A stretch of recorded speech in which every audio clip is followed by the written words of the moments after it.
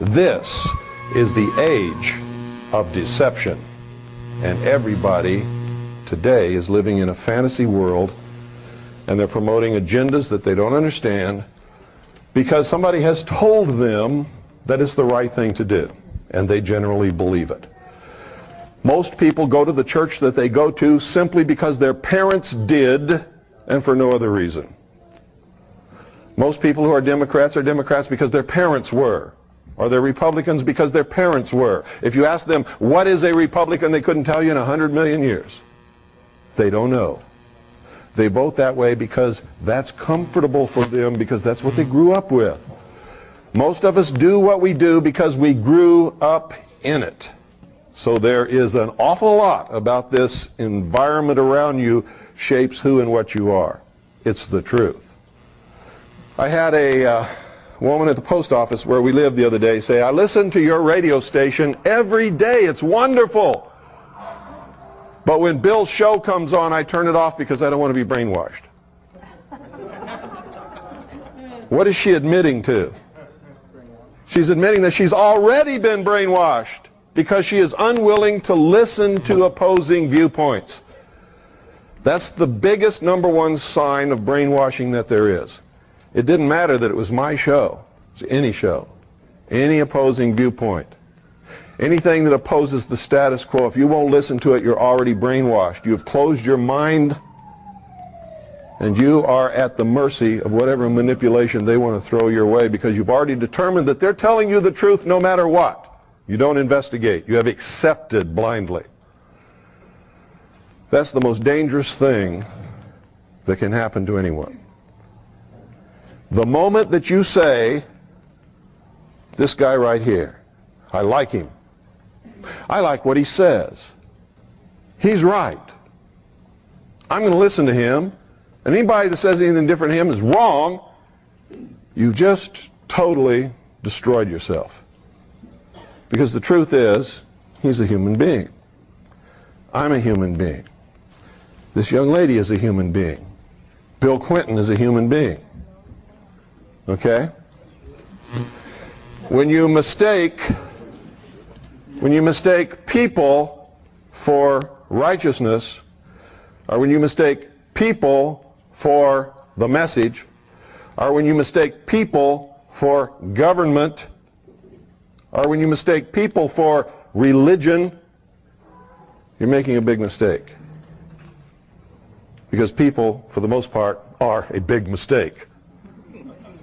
Does everybody understand what I'm trying to tell you? We are subject to temptations. We are subject to our own carnal desires, lusts, and well, I could probably go through a list of about 500 things that can make an average, normal, good-thinking, good-doing person for most of the time, at some point in their life, do something that's absolutely terrible. Most of us are here and not in jail because most of us, when we did whatever it was that was so terrible in our life already, and everybody here, without exception, has done something like that, we got away with it, didn't we? Okay. The concept that imperfect men can rule imperfect men is absolutely ludicrous. The concept that you can give someone power and they're not going to abuse that power is also ludicrous. It is wrong for us to ever get into that kind of thinking. And the more power you give someone, the more opportunity they have to abuse or misuse that power. And the easier it is to fall into temptation for them. Truth is what I'm all about. And believe me, sometimes I get caught in the deception just like everybody else, but it's not as easy to catch me in the deception as it is to catch most of you. Because I've been caught too many times, and I learn from my mistakes.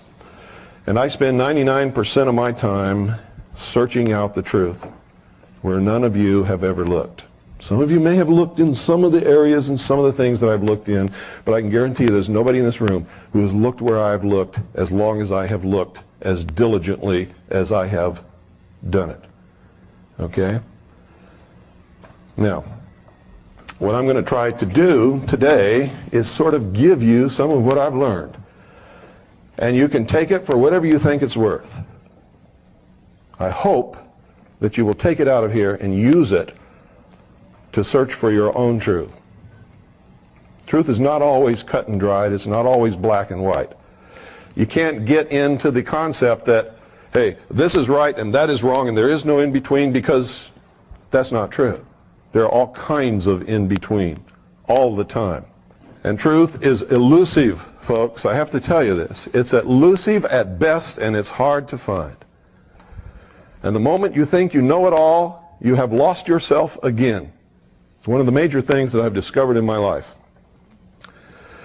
Is by the time we reach an age where we understand we need to learn something that we don't really know at all, it's usually in the late 30s or sometime in the 40s. If you've discovered that earlier than that, you are the exception, you are not the norm. Because isn't it true that during the first years of our life, we're just discovering the world around us. We're subject to the authority of our parents, and we're subject to the dictates of our parents, the authority of our parents, our preacher, our minister, high school teachers, principals, the community at large. And isn't it true that during those years we're basically trying to serve some sense of discover who we are and what the world is about, and not really what the truth is? Sort of fit our way into it whether we think we belong or not. And isn't it true that during those years the major preoccupation with most people is to be liked by everybody else? Isn't that what most of us spend most of our time in high school doing? Trying to be liked by everybody else? So that instead of looking for the truth or doing the right thing, we do what we think the other children around us would like for us to do, so that they will like us. Now, it's not bad to admit that, because it's a human thing. And every person in their younger years goes through that. Then we get into our later teens and our early 20s, and what is the major preoccupation on everybody's mind? Sex, right? Anybody says no, I'll call them a liar to their face. It's sex. Whether you'll admit it or not, it's the truth. And because to be involved in that activity, or to have someone, whether you're involved in actually having sex or not, but the sexuality of being with someone else, you have to have a job. And you have to have a car. And you have to be able to talk the talk and walk the walk, right? So that takes up our life. And then sometime, usually in the later 20s, some guy sets out to get a girl and she traps him, right? So they get married. Some people don't, and that's to their great credit, because personally, folks, after having lived my life and being honest with myself, any woman who marries a man before he's the age of 36 is a fool, because most men aren't ready for that. They're not mature enough, and you're just asking for trouble. But people have done it and succeeded. I don't know how they did it, but they did it.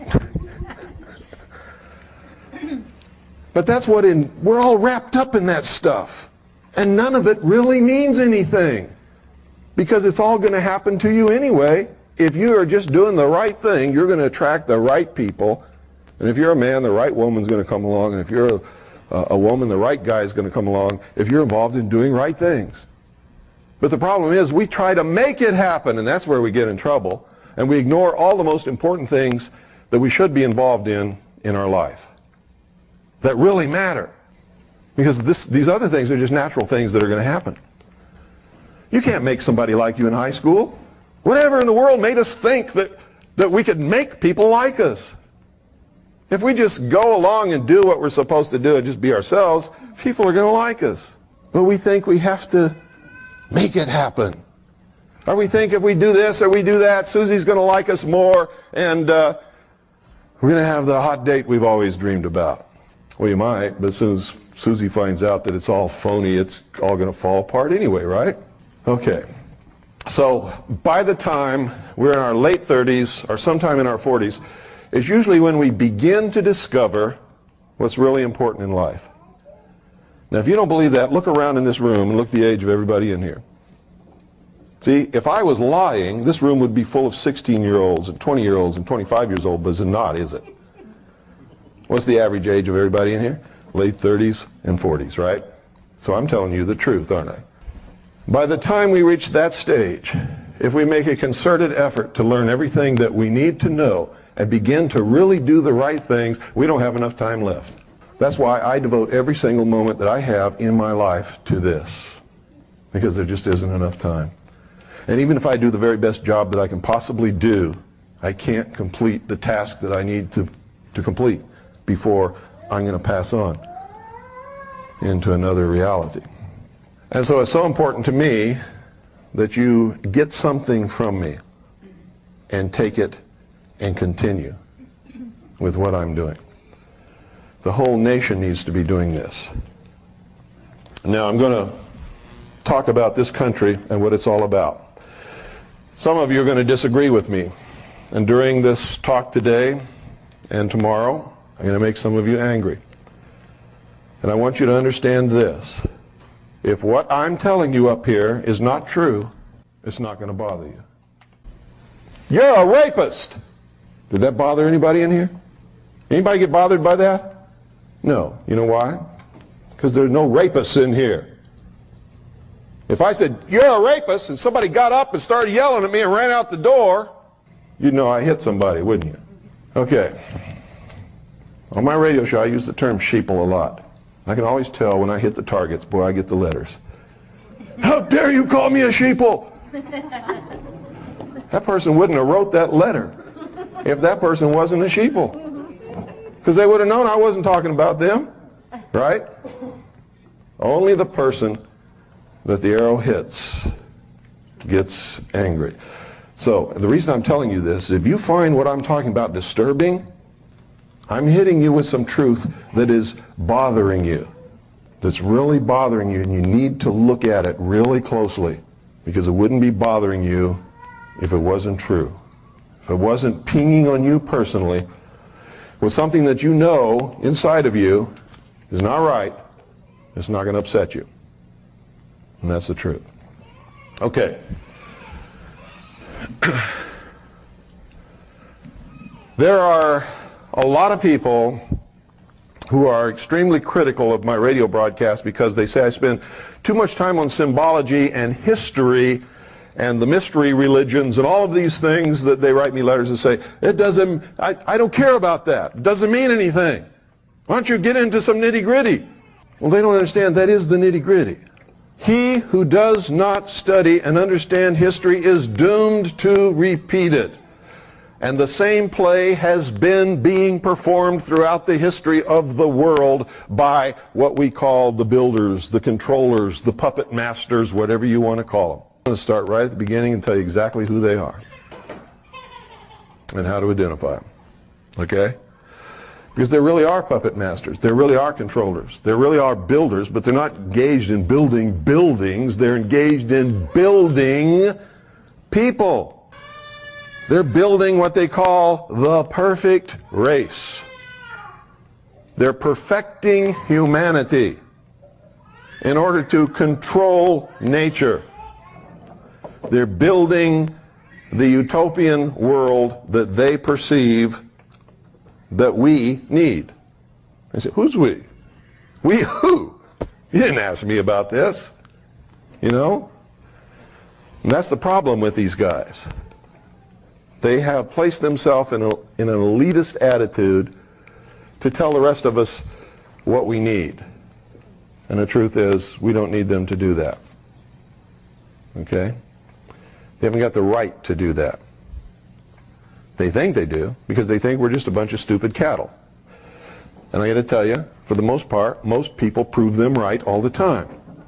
Not intentionally, but because the knowledge, the truth has been withheld from the people. And that's how they manipulate people, is by withholding the truth and controlling them with the lies, the lies, the lies, the lies, the lies, the lies, the lies.